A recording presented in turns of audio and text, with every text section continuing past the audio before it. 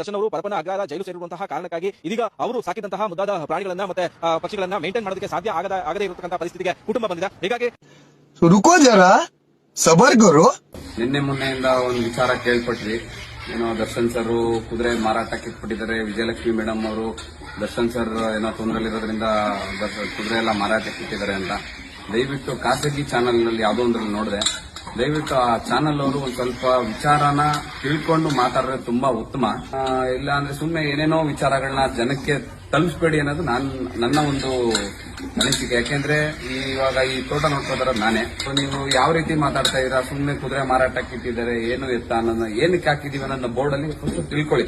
ಆ ಬೋರ್ಡ್ ಹಾಕಿ ನಾವು ಆಲ್ಮೋಸ್ಟ್ 1.5 ವರ್ಷದ ಮೇಲೆ ಆಯ್ತು. ಮಾರಾಟಕ್ಕೆ ಏನಕ್ಕೆ ಹಾಕಿದೀವಿ ಅಂತಂದ್ರೆ ತಿಳ್ಕೊಳ್ಳಿ ಫಸ್ಟ್. ಯಾರು ಸಾಕೋರಿದ್ರೆ ಬಂದು ವಿಚಾರಿಸಿ ತಗೊಬಹುದು ಅನ್ನೋ ಒಂದು ಅಷ್ಟೇ ಒಂದು ಉದ್ದೇಶದಿಂದ ಮಾರಾಟಕ್ಕಿದೆ ಅಂತ ಹಾಕಿದೀವಿ.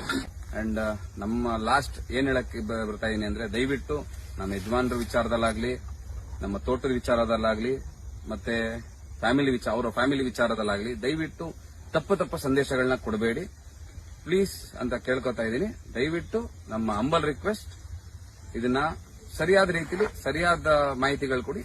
Thank you.